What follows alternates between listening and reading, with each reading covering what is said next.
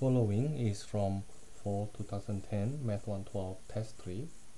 In this video, I will do number 13 and number 14. Number 13, what percent of 375 is 150? Now, what I will do first, I will translate this into math equation, and I will assign x to that what percent. Yes, I do not write the percent here because the idea is I will solve for x first, maybe in fraction or in decimal, and then after that I will convert this into percentage. Okay, what percent of 375 is 150? I hope you remember, we translate the word of becomes multiplying and the word is to be the equal sign.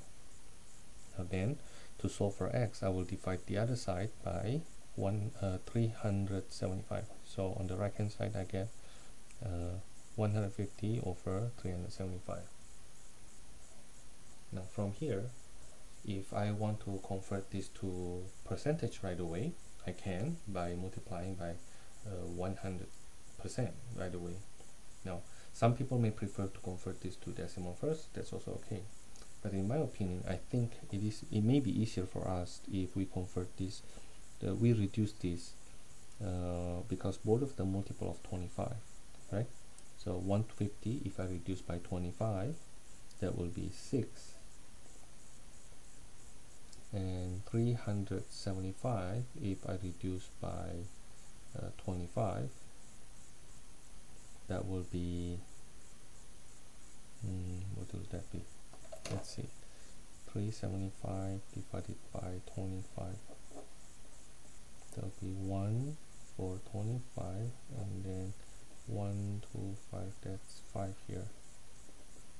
If I reduce by 25, that will be 6 over 15, which actually I can reduce a bit further. If I reduce by 3, that will be 2 over 5. Right? Now this is then the one, maybe you want to multiply by 100% to convert that into percent. Right? This is 21. So then you will see x equals to 40%. Now this is not the only way, by the way. You can change this into decimal if you like. Okay, it may not be that easy, but it is possible. Or you can just multiply by 100% directly, and you do cross cancel with that. Let me show you. Suppose instead I do it this way: x equals to 150 over 375, and I multiply by 100% directly. And you see that I do cross cancel here. By 25 this is 4, and by 25 you still need to do that one, that's 15, right? And then you see that 150 over 15, that's 10, right? 10 times 4, that gives you 40%. That's the same answer you have. So you can do it this way, or you can do it the way I did earlier. That's for number 13. Number 14. Solve this proportion. 2.8 over 5.3 equals to 11.2 over x. As usual, every time I see proportion, the first thing I do is cross multiplying. That will be 2.8 times x equals to 5.3 times 11.2. Now, let me warn you of one little thing. The decimal point should be on the floor. It's like lower, and the multiplication point should be in the middle. Okay, now, and then the first step, when we do the cross multiplying process, just rewrite it. You do not want to multiply it right away. To multiply that, we'll do that next line. Then it's 11.2 times 5.3 equals to what? Over 336 here, and then this will be 0.16 560. When I add, I get 5,936 with 2 decimal places, right? So the product of 5.3 times 11.2 is 59.36. Okay, and then to solve for x, I will divide the other side by 2.8.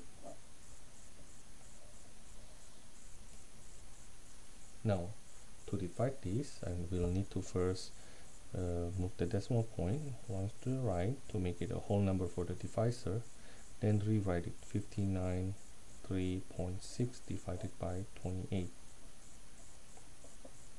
When I divide that, 593.6 divided by 28 is 2 times 456, 1 times 428, oh, 0.2 again. Okay, so the quotient there will be 21.2.